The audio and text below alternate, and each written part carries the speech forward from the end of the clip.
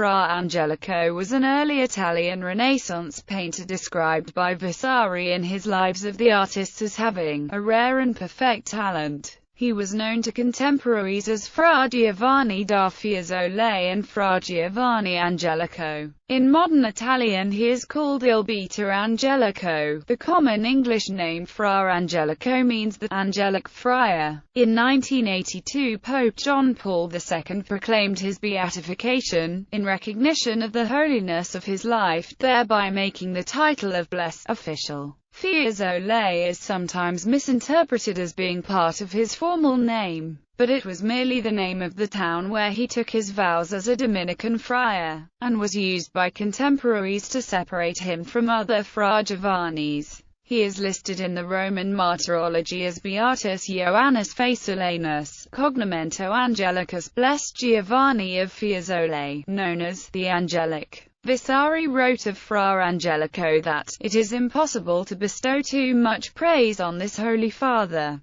who was so humble and modest in all that he did and said, and whose pictures were painted with such facility and piety." Biography. Early life. 1395 to 1436. Fra Angelico was born Guido di Pietro at Rupecanina in the Tuscan area of Mugello near Fiesole towards the end of the 14th century. Nothing is known of his parents. He was baptized Guido or Guidolino. The earliest recorded document concerning Fra Angelico dates from October 17, 1417, when he joined a religious confraternity at the Carmine Church, still under the name of Guido di Pietro. This record also reveals that he was already a painter, a fact that is subsequently confirmed by two records of payment to Guido di Pietro in January and February 1418 for work done in the Church of Santo Stefano del Ponte. The first record of Angelico as a friar dates from 1423, when he is first referred to as Fra Giovanni, following the custom of those entering a religious order of taking a new name. He was a member of the Dominican community at Fiesole. Fra, a contraction of frater, is a conventional title for a friar. According to Vasari, Fra Angelico initially received training as an illuminator, possibly working with his older brother Benedetto, who was also a Dominican and an illuminator. San Marco in Florence holds several manuscripts that are thought to be entirely or partly by his hand. The painter Lorenzo Monaco may have contributed to his art training, and the influence of the Sienese school is discernible in his work. He had several important charges in the convents he lived in, but this did not limit his art, which very soon became famous. According to Vasari,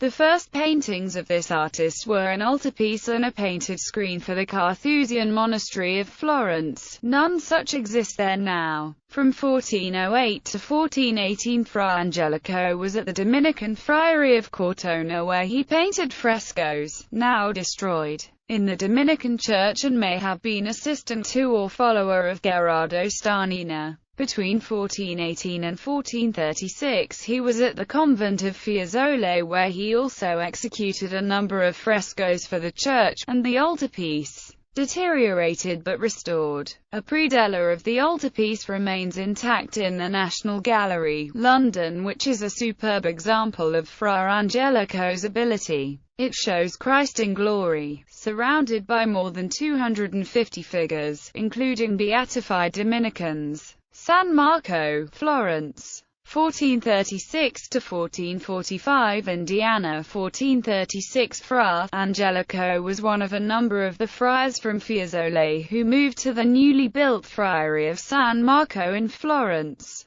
This was an important move which put him in the center of artistic activity of the region and brought about the patronage of one of the wealthiest and most powerful members of the city's governing authority, or signoria, who had a large cell reserved for himself at the friary in order that he might retreat from the world. It was, according to Vasari, at Cosimo's urging that Fra Angelico set about the task of decorating the monastery, including the magnificent chapter house fresco, the often reproduced Annunciation at the top of the stairs to the cells, The Maestà with saints and the many smaller devotional frescoes depicting aspects of the life of Christ that adorn the walls of each cell. In 1439 he completed one of his most famous works, the San Marco altarpiece at Florence. The result was unusual for its time. Images of the enthroned Madonna and Child surrounded by saints were common, but they usually depicted a setting that was clearly heaven-like, in which saints and angels hovered about as divine presences rather than people. But in this instance, the saints stand squarely within the space, grouped in a natural way as if they were able to converse about the shared experience of witnessing the Virgin in glory. Paintings such as this, known as Sacred Conversations, were to become the major commissions of Giovanni Bellini, Perugino and Raphael. The Vatican, 1445–1455, Indiana 1445. Pope Eugenius IV summoned him to Rome to paint the frescoes of the Chapel of the Holy Sacrament at St. Peter's, later demolished by Pope Paul III. Vasari claims that at this time Fra Angelico was offered by Pope Nicholas V the Archbishopric of Florence, and that he refused it, recommending another friar for the position. While the story seems possible and even likely, if Vasari's date is correct, then the Pope must have been Eugenius and not Nicholas. In 1447 Fra Angelico was in Orvieto with his pupil, Benozzo Gozzoli, executing works for the cathedral. Among his other pupils were Zanobi Strozzi. From 1447 to 1449 he was back at the Vatican, designing the frescoes for the Nicolaine Chapel for Nicholas V. The scenes from the lives of the two martyred deacons of the early Christian Church, St. Stephen and St. Lawrence, may have been executed wholly or in part by assistants. The small chapel, with its brightly frescoed walls and gold leaf decorations, gives the impression of a jewel box. From 1449 until 1452, Fra Angelico was back at his old convent of Fiesole, where he was the prior. Death and beatification. In 1455 Fra Angelico died while staying at a Dominican convent in Rome, perhaps in order to work on Pope Nicholas' chapel. He was buried in the church of Santa Maria sopra Minerva. When singing my praise, don't liken my talents to those of Apelles. Say, rather, that, in the name of Christ, I gave all I had to the poor. The deeds that count on earth are not the ones that count in heaven. I, Giovanni, am the flower of Tuscany. Translation of epitaph for the 1911 edition of the Encyclopaedia Britannica. The English writer and critic William Michael Rossetti wrote of the friar. From various accounts of Fra Angelico's life, it is possible to gain some sense of why he was deserving of canonization. He led the devout and ascetic life of a Dominican friar, and never rose above that rank. He followed the dictates of the order in caring for the poor. He was always good-humored.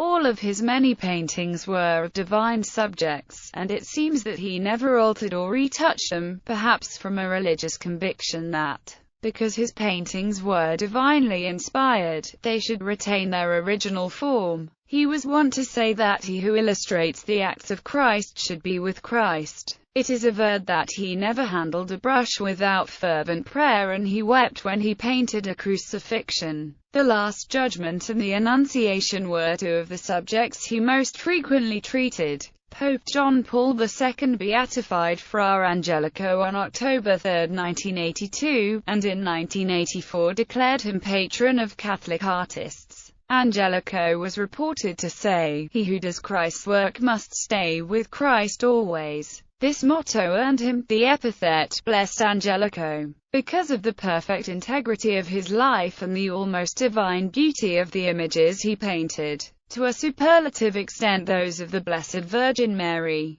Pope John Paul II evaluation. Background: Fra Angelico was working at a time when the style of painting was in a state of change. This process of change had begun 100 years previous with the works of Giotto and several of his contemporaries, notably Giustoda, Mina Beauvoir, both of whom had created their major works in Padua, although Giotto was trained in Florence by the great Gothic artist Cimabue, and painted a fresco cycle of St. Francis in the Bardi Chapel in the Basilica di Santa Croce. Giotto had many enthusiastic followers, who imitated his style in fresco, some of them, notably the Lorenzetti, achieving great success. Patronage. The patrons of these artists were most often monastic establishments or wealthy families endowing a church.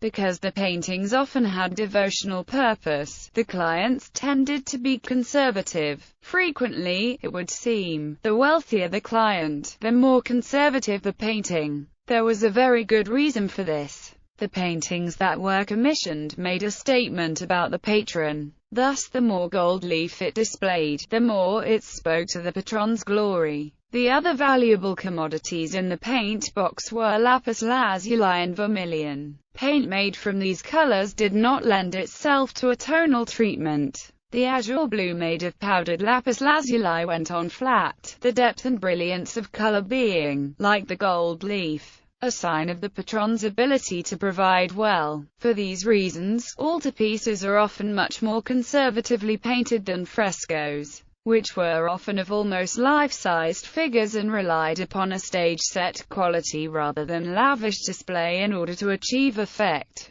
Contemporaries. Fra Angelico was the contemporary of Gentile da Fabriano. Gentile's altarpiece of the Adoration of the Magi, 1423, in the Uffizi is regarded as one of the greatest works of the style known as International Gothic. At the time it was painted, another young artist, known as Masaccio, was working on the frescoes for the Brancacci Chapel at the Church of the Carmine. Masaccio had fully grasped the implications of the art of Giotto. Few painters in Florence saw his sturdy, lifelike and emotional figures and were not affected by them. His work partner was an older painter, Masolino, of the same generation as Fra Angelico. Masaccio died at 27, leaving the work unfinished. Altarpieces. The works of Fra Angelico reveal elements that are both conservatively Gothic and progressively Renaissance. In the altarpiece of the Coronation of the Virgin, painted for the Florentine Church of Santa Maria Novella, are all the elements that a very expensive altarpiece of the 14th century was expected to provide: a precisely tooled gold background, lots of azure, lots of vermilion and an obvious display of arsenic green. The workmanship of the gilded halos and gold-edged robes is exquisite and all very Gothic. What makes this a Renaissance painting, as against Gentile da Fabriano's masterpiece, is the solidity,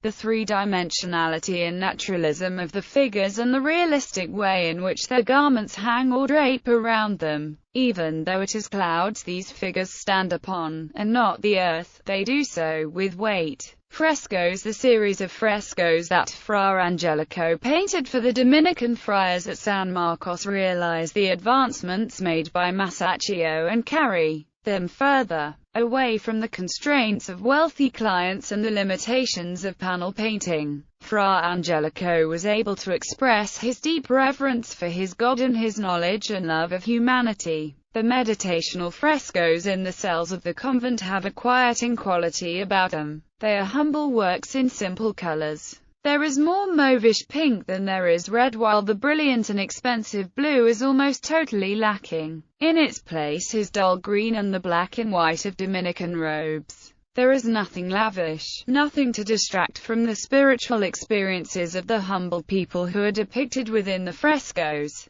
Each one has the effect of bringing an incident of the life of Christ into the presence of the viewer. They are like windows into a parallel world. These frescoes remain a powerful witness to the piety of the man who created them. Vasari relates that Cosimo de' Medici, seeing these works, inspired Fra Angelico to create a large crucifixion scene with many saints for the chapter house. As with the other frescoes, the wealthy patronage did not influence the friar's artistic expression with displays of wealth. Masaccio ventured into perspective with his creation of a realistically painted niche at Santa Maria Novella. Subsequently, Fra Angelico demonstrated an understanding of linear perspective, particularly in his Annunciation paintings set inside the sort of arcades that Michelozzo and Brunelleschi created at San Marco's and the square in front of it. Lives of the Saints. When Fra Angelico and his assistants went to the Vatican to decorate the chapel of Pope Nicholas, then the artist was again confronted with the need to please the very wealthiest of clients. In consequence, walking into the small chapel is like stepping into a jewel box. The walls are decked with the brilliance of color and gold that one sees in the most lavish creations of the Gothic painter Simone Martini at the lower church of St. Francis of Assisi, 100 years earlier. Yet Fra Angelico has succeeded in creating designs which continue to reveal his own preoccupation with humanity, with humility and with piety. The figures, in their lavish gilded robes, have the sweetness and gentleness for which his works are famous. According to Vasari, in their bearing and expression, the saints painted by Fra Angelico come nearer to the truth than the figures done by any other artist. It is probable that much of the actual painting was done by his assistants to his design. Both Benozzo Gozzoli and Gentile da Fabriano were highly accomplished painters. Benozzo took his art further towards the fully developed Renaissance style with his expressive and lifelike portraits in his masterpiece of the Journey of the Magi, painted in the Medici's private chapel at their Palazzo. Artistic legacy. Through Fra Angelico's pupil Benozzo Gozzoli's careful portraiture and technical expertise in the art of fresco, we see a link to Domenico Ghirlandaio, who in turn painted extensive schemes for the wealthy patrons of Florence, and through Ghirlandaio to his pupil Michelangelo and the High Renaissance. Apart from the lineal connection, superficially there may seem little to link the humble priest with his sweetly pretty Madonnas and timeless crucifixions to the dynamic expressions of Michelangelo's larger-than-life creations. But both these artists received their most important commissions from the wealthiest and most powerful of all patrons, the Vatican. When Michelangelo took up the Sistine Chapel commission, he was working within a space that had already been extensively decorated by other artists. Around the walls, the life of Christ and life of Moses were depicted by a range of artists including his teacher, Ghirlandaio, Raphael's teacher Perugino and Botticelli. They were works of large scale and exactly the sort of lavish treatment to be expected in a Vatican commission, vying with each other in complexity of design, number of figures, elaboration of detail and skillful use of gold leaf. Above these works stood a row of painted popes in brilliant brocades and gold tiaras. None of these splendors have any place in the work which Michelangelo created. Michelangelo, when asked by Pope Julius II to ornament the robes of the apostles in the usual way, responded that they were very poor men, within the cells of San Marco. Fra Angelico had demonstrated that painterly skill and the artist's personal interpretation were sufficient to create memorable works of art, without the expensive trappings of blue and gold. In the use of the unadorned fresco technique, the clear bright pastel colors, the careful arrangement of a few significant figures and the skillful use of expression, motion and gesture, Michelangelo showed himself to be the artistic descendant of Fra Angelico. Frederick Hart describes Fra Angelico as prophetic of the mysticism of painters such as Rembrandt, El Greco and Zurbaran.